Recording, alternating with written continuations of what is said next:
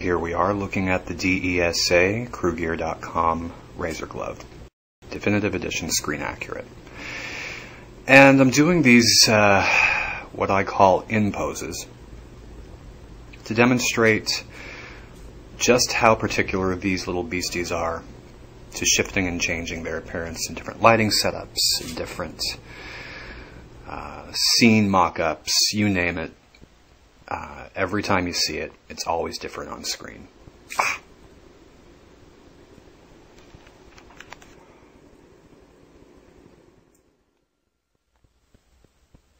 Having built these for over 2 decades, having gone through reams and pounds of metal, spending tens of thousands of dollars trying to bring this to the point that you see here, and this is, again, this is just the prototype. The final glove hasn't been revealed and won't be released until sometime in late April. Even with all that said, just reaching this point for me has been tantamount to climbing Mount Everest. You know, we were greeted with a film that is dark by nature, exemplifies the shadowy side of life, and thus the main signature piece of hardware in it has always been depicted as such, in shadow, in darkness, always hinted at but never shown in full light of day. You didn't see the full light of day shots until almost, the 6th film in the series. Hence that glove was actually a lot easier to construct than this one. So this, the part 1, the original movie version glove, not the remake, the original, is considered by many and most in the collecting community, and even just fans of props in general, as the holy grail of horror movie props. It is the ruby slippers of the horror genre, the original part 1, and we're all very lucky that it finally surfaced. It's in somebody's collection who will treat it with the respect and the care that it really deserved, and rather than being kind of thrown about and changing of hands, and not even, in some cases, people having it not even knowing what it was. So I'm really grateful. I'm happy to know it has a home, and that Mr. Becker will take very, very good care of it. And for those of us who will never get a chance to handle it, own it, see it, the original up close, hopefully, even in just these vlogs, I'm providing you all with, what I would think would be the next best thing. Somebody who cares equally about the original prop and wanted to own a piece of movie history, even if it's just a really, really high-end replica. And I will continue to make these and build them and crowd up my house and my studio, and till it's ceiling to floor, walls to door with these things, until I don't have any room, and then maybe I'll expand.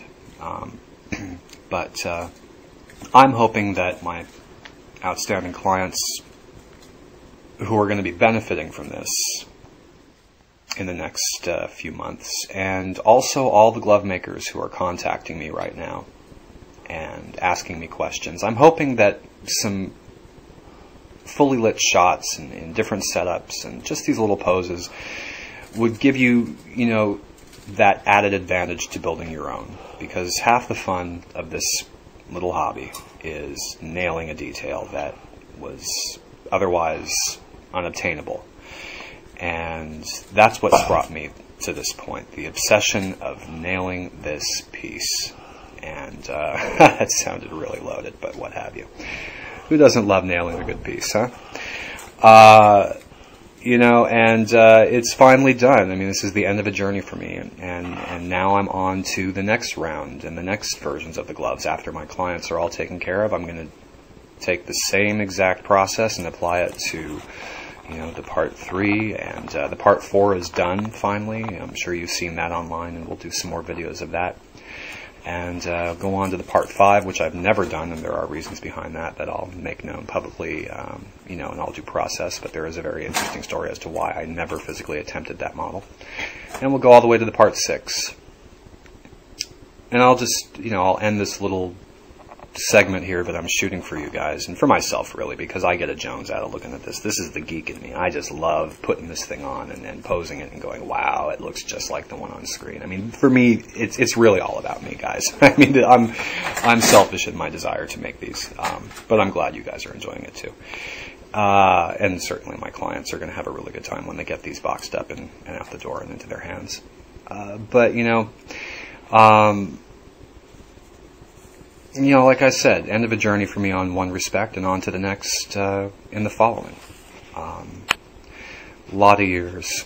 It's just really nice seeing this thing finally coming together, and I really hope you all are really enjoying it. And I really enjoy hearing from all of you and your thoughts on this and what it means to you. And please keep those emails coming. As soon as I finish out my clients' runs, I'm going to be getting to all of you, and crewgear.com will be back and better than ever, hopefully, and I'll welcome you all with open blades.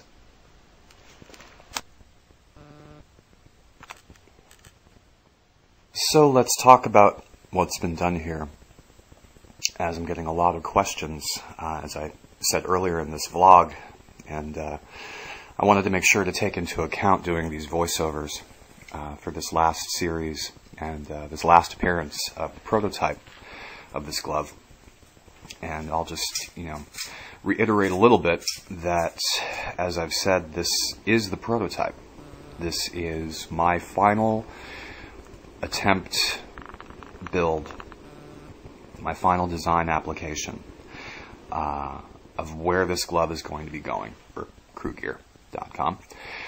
So, you're all looking at it, and we're doing the spins here and the cross dissolves and making it all very cinematic, which to me is very important.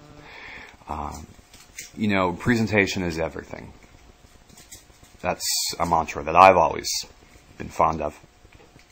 And it's a goal of filmmakers, it's a goal of artists, it's a goal of anybody trying to create something for the public en masse, whether it's just to take a look at, just to appreciate from a visual standpoint, or to have in their hand, or on their hand. And I really try to pull out all the stops where I can with, right now with the limited technologies and resources that I actually have at my disposal. The glove has been a very, very long journey for me. You all know this. You all know, anybody who's dealt with me, anybody who's spoken with me, and anybody that I speak with, we all share the same obsession over this thing.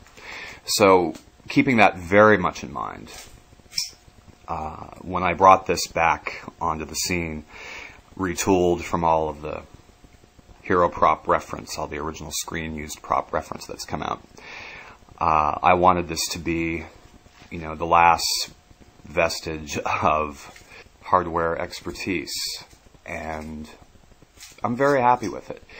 But prototypes being what they are, there are some things to take into account. So I'm going to address them here as we take a look at these slow-moving and ever-changing views and angles.